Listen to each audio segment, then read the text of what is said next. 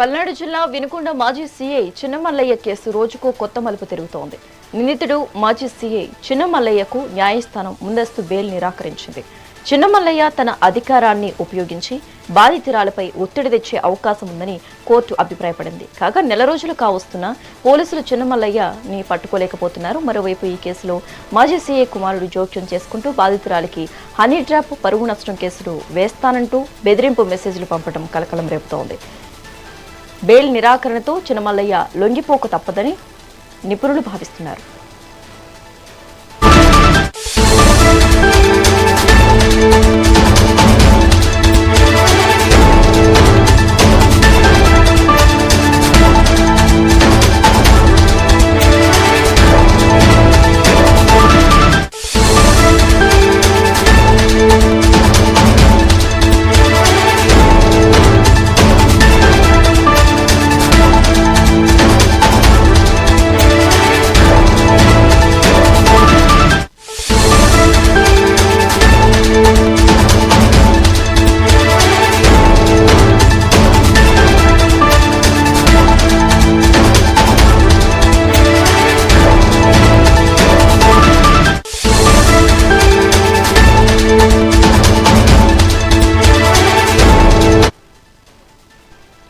పల్నాడు జిల్లా వినుకొండ మాజీ CI Chinnamallaiah case రోజుకు కొత్త మలుపు తిరుగుతోంది. నిందితుడు మాజీ సీఐ చిన్నమల్లయ్యకు న్యాయస్థానం ముందస్తు బెయిల్ నిరాకరించింది. చిన్నమల్లయ్య తన అధికారాన్ని ఉపయోగించి బాధితురాలపై ఒత్తిడి తెచ్చే అవకాశం ఉందని కోర్టు అభిప్రాయపడింది. కాగా నెల రోజులు కావస్తున్న పోలీసులు చిన్నమల్లయ్యను ఇంకా పట్టుకోలేకపోతున్నారు. మరోవైపు ఈ కేసులో మాజీ సీఐ కుమారుడు జోక్యం చేసుకుంటూ బాధితురాలికి హనీ ట్రాప్, పరువు నష్టం కేసులు వేస్తానంటూ బెదిరింపులు మెసేజ్లు పంపడం కలకలం రేపుతోంది. బెయిల్ నిరాకరణతో చిన్నమల్లయ్య లొంగిపోక తప్పదని నిపుణులు భావిస్తున్నారు. ఇక ఇదే అంశానికి సంబంధించి మరింత సమాచారం మా ప్రతినిధి స్వామి లైవ్ ద్వారా అందిస్తారు. స్వామి, డీటెయిల్స్ ఏంటి?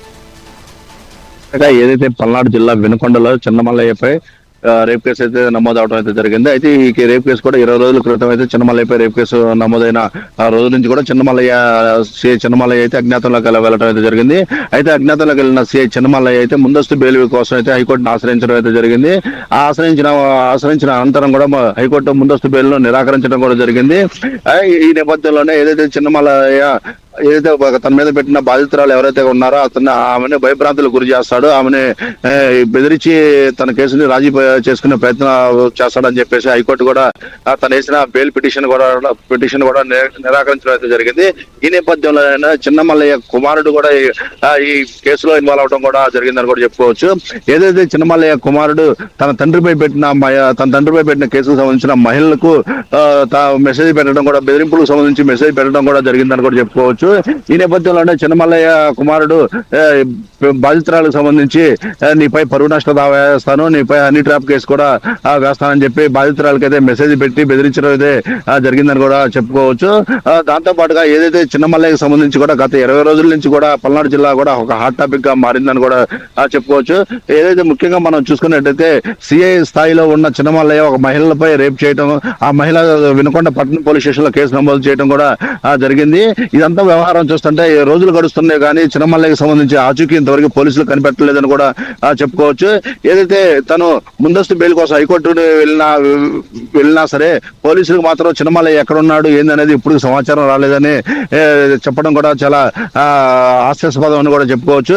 ఏదైతే వినుకొండ పోలీసులు వ్యవహార శైలిపై ప్రజలు కూడా ఆగ్రహం వ్యక్తం చేస్తున్నారో కూడా చెప్పుకోవచ్చు. తను సిఐ కావడంతో తనపై ఎలాంటి చర్యలు కూడా తీసుకోలేకపోతున్నారు, తనను అరెస్ట్ చేయట్లేదని చెప్పి కూడా వినుకొండ ప్రజలైతే చర్చించుకుంటున్నారు కూడా చెప్పుకోవచ్చు. ముఖ్యంగా మనం చూసుకున్నట్టయితే ఏదైతే చిన్నమల్లయ్య కేసు రోజుకు ఒక కొత్త కోణం అయితే వెలుగు చూస్తుందని కూడా చెప్పుకోవచ్చు.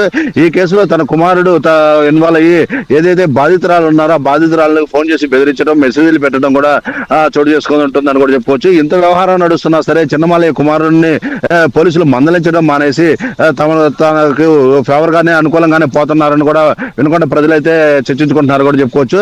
ఏదైతే బాధితురాలు ఉన్నారో ఆ బాధితురాలకి ఇట్లా మెసేజ్లు పెట్టడం, ఇట్లా ఫోన్ చేసి బెదిరించడం బెదిరించడంపై ఇప్పుడు కూడా పోలీసులు కూడా ఇంకా స్పందించలేదని కూడా చెప్పుకోవచ్చు. ముఖ్యంగా మనం చూసుకున్నట్టయితే చిన్నమల్లయ్య కేసులో కూడా రోజుకు ఒక కొత్త కోణం వెలుగు చూస్తుంది. ఏదైతే ఈ చిన్నమల్లయ్య హైకోర్టు ముందస్తు బెయిల్ కోసం హైకోర్టును ఆశ్రయించడం, ఆ తర్వాత కుమారుడు బాధితురాలకి మెసేజ్లు ఫోన్లు చేసి బెదిరించడంతో తనకు అంతర్గతంగా ఎవరైతే కొంతమంది పోలీసులు కూడా సహకరిస్తున్నారని చెప్పి కూడా వినుకొండ ప్రజలైతే చర్చించుకుంటున్నారని కూడా చెప్పుకోవచ్చు.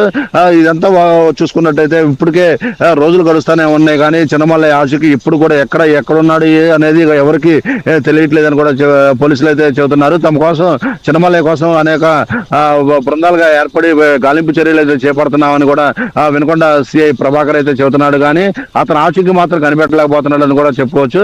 అదే పల్నాడు పోలీసుల మీద ఈ మధ్య కాలంలో ఇలాంటి ఆరోపణలు రావడం కూడా ఎక్కువగానే ఉన్నాయని కూడా చెప్పుకోవచ్చు.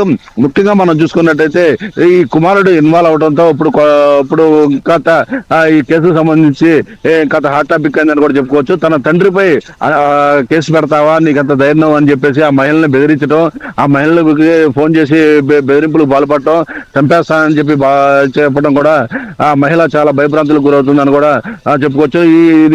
ఇదే విషయం పోలీసులకు చెప్పినా, ఇటు మీడియాకు చెప్పినా సరే నేను చంపడం కానీ లేకపోతే నీ మీద పరువు నష్ట దావా కానీ లేకపోతే హనీ ట్రాప్ కేసులు కానీ వేయడం అయితే జరిగిందని కూడా చిన్నమల్లయ్య కుమారుడు ఆ మహిళను బెదిరించడం అయితే జరిగిందని కూడా చెప్పుకోవచ్చు.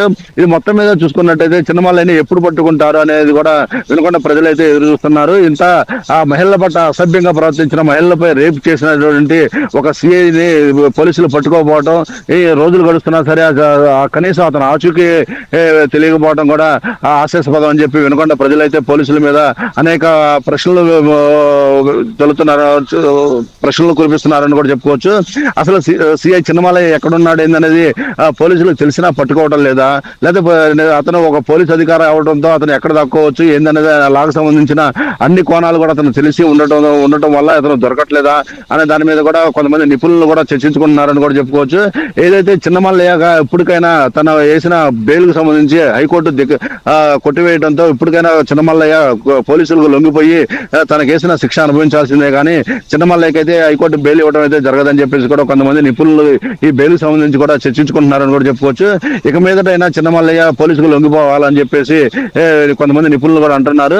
అసలుకి ఇదంతా వ్యవహార శైలి చూస్తుంటే కూడా ఏదైతే చిన్నమల్లయ్యకి సంబంధించి కూడా కొంతమంది పోలీసు అధికారులు అంతర్గతంగా సపోర్ట్ చేస్తున్నారని కూడా వినుకొండ ప్రజలు అయితే చర్చించుకున్నారు. కొంత బాధితురాలు కూడా ఇలాంటి ఆరోపణలు కూడా చేస్తుందని కూడా చెప్పుకోవచ్చు.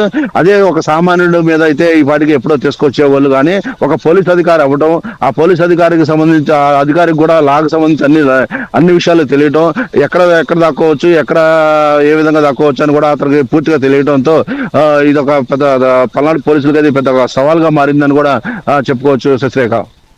Thank you Swamy.